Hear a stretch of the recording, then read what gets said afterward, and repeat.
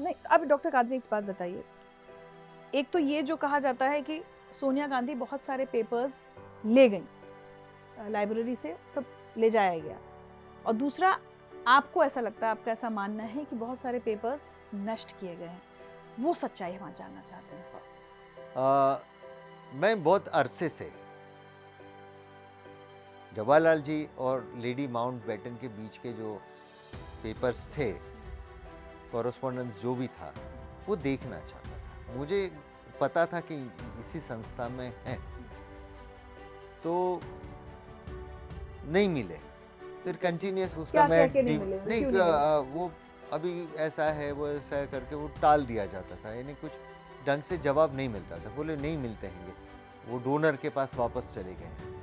मगर उसके बारे में जब हमने फॉलोअप कंटिन्यूस किया, जैसे नेहरू पेपर्स का आज तक ढंग से वो जो इंडेक्स बनना चाहिए वो इंडेक्स नहीं बन पाया। अगर उसका नेहरू पेपर्स का पूरा इंडेक्स होता तो उसमें इसका भी जिक्र आ जाता, और जो चीज़ें पहले थी आज नहीं है वो अब एक्सेप्ट हुई है, वो रिकॉर्ड पे अब आया है।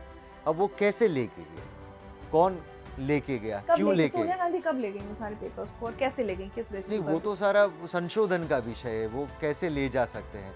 अगर जैसे मैंने कोई संस्था को चीज़ दे दी है तो संस्था तो की वो प्रॉपर्टी हो संस्था गई। की प्रॉपर्टी हो जाती है। तो ये तो कोई ऐसा नहीं है कि वेयर हाउस जैसा है कि यहाँ पर आपने दे दिया, थोड़े दिन बाद वापस मांग लिया।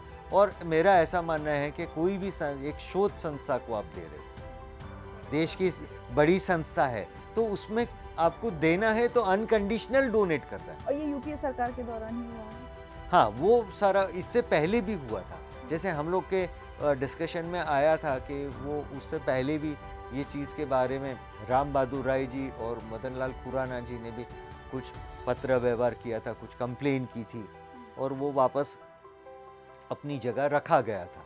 और उसके बाद कैसे ये हुआ, तो अब ये जो पेपर जो मिसिंग हैंगे, क्योंकि मैंने जो देखा था तब मेरा अर्ली स्टेज का ये वर्क था, पर पेपर श्रेडर मशीन के अंदर कोई बंदा ये पेपर को फाड़ता था, ये तो मैंने देखा था। आपने अपनी आंखों के सामने मैंने देखा है? खुद ने देखा आप था। जानते हैं ना, आप बहुत बड़ी बातें कह रहे नहीं, हैं। बड़ी बात तो जरूर हैगी, पर ये कौन बंदा था? तो आप तब वहीं थे? नहीं, मैं वहाँ पर काम करने आता था, पर मेरे को बहुत समझ में नहीं आया था। जब वहाँ पर जो लोग काम करते थे उनको क्या पता नहीं था?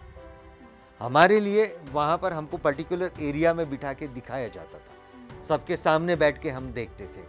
हम जब देखते थे तो फाइल में अगर पेजिनेशन नहीं है तो पेजिनेशन करके दिया जाता था, और हमको सर्टेन टाइम के ऊपर ही फाइल दी जाती थी। सर्टेन टाइम पे हमारे पास से फाइल शाम से पहले ले ली जाती थी, दूसरे दिन वापस दी जाती थी। तो ये बंदा कौन था?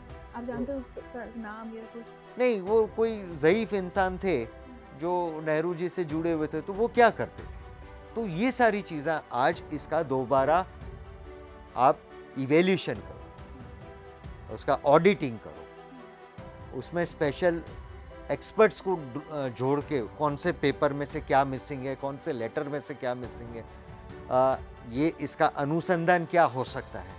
अगर एक पत्र नहीं है और वो फाइल के अंदर टोटल नंबर ऑफ पेजेस, अब वो टोटल नंबर ऑफ पेजेस में से कितने पन्ने मिस है और वो क्यों मिस है, उसको निकालने के पीछे का मकसद क्या था, छुपाने का मकसद क्या था।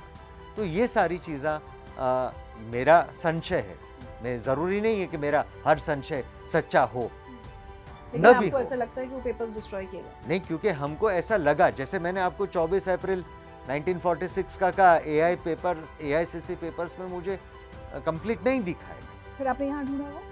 नहीं, तो वो इसके अंदर नहीं मिलता है। तो यानी वो जब तक ढंग से इंडेक्स होगा नहीं, और ये हर फाइल के अंदर कितने पेपर्स, तो सबसे पहला या भी स्कैनिंग चलता हैगा, स्कैनिंग के साथ साथ वो चीज़ भी खबर पड़ेगी, क्योंकि वो तो स्कैन तो आपको देखना है। अब ये पुराने 46 के पेपर कितने सारे साल हुए, आज उसकी कंडीशन कैसी ख़राब हो गई, आप हर स्कॉलर को देखने के लिए नहीं दे सकते हैं। अब आपको एक रिस्ट्रिक्शंस के साथ आपको अब सॉफ्ट कॉपी में, या जैसे शो अभिलेख पटल है, भारत सरकार का अभिलेख पटल हैगा, तो वहाँ पर नेशनल आर्काइव्स ऑफ इंडिया के ज़्यादातर जो अलग अलग कलेक्शंस के जो भी हैं, ज़्यादातर पेपर्स ओपन कर दिए गए। जैसे हमारे सम्मानीय प्रधानमंत्री जी ने सुभाष चंद्र बोस रिलेटेड जो भी मिथ चलती है, तो वो उसको खुला करने के लिए, उसको एक्सेस करने के पब्लिक डोमेन में रख दिया।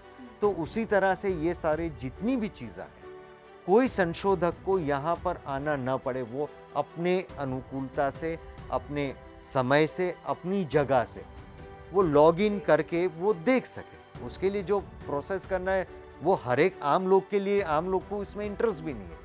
जो रिसर्चर है, जो काम करता है, वो ही देखेगा। तो ये जो नेहरू पेपर्स में से जो पन्ने मिसिंग हुए, ये मेरा स्पष्ट मानना है, ये मैंने डिमांड भी किया है। और क्या आप स्पेसिफिकली बता सकते हैं कि कौन कौन से इंसिडेंट्स से जुड़े हुए पेपर्स मिसिंग हैं? आज जैसे आपने कहा एडविना माउंटबेटन। नहीं, एडविना माउंटबेटन जो कलेक्शन था, उनका कॉरेस्पॉन्डेंस था, वो पूरा कलेक्शन हमको देखने को नहीं मिला और उसके बारे में अभी वो पत्र व्यवहार भी शुरू हो गया हैगा कि ये कैसे गया, क्या नहीं। मतलब आपको लगता है वो सोनिया गांधी के पास है? और सोनिया गांधी ही ले गए हैं ऐसा कहा जाता हैगा। हाँ, पर मैं कहीं देखने तो गया नहीं था, तो मैं किसी का व्यक्तिगत नाम नहीं ले सकता कि वो ही ले गए। मगर ऐसा रिकॉर्ड पे अभी आया हैगा कि डोनर कौन था? तो वही थे, तो वो ले गए थे। अब उनके विरासत के अंदर उनका जो देखते थे वो ले गए थे। तो ये सारी चीज़ें अगर उनके पास आज है तो क्या कंडीशन में? सवाल ये आता है, ले जाने के पीछे का मकसद क्या था? और जो डिस्ट्रॉय कर दिए गए वो क्या है? वो तो वापस मिलेंगे ही नहीं।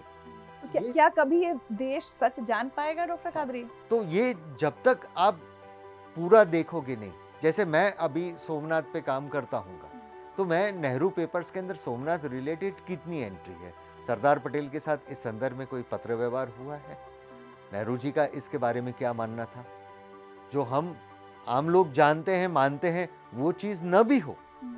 तो ऐसे बहुत सारे विषय हैं जो आपको देखने मिलेंगे जब तक ये सारी चीज़ें पब्लिक एक्सेस या इसका ढंग से इंडेक्स ना हो, या जैसे collected works of Mahatma Gandhi है, आज गांधी हेरिटेज पोर्टल पे आप कहीं से बैठ के भी देख सकते हैं, पढ़ सकते हैं, आप डाउनलोड भी कर सकते हैं, जिसका कोई चार्ज नहीं।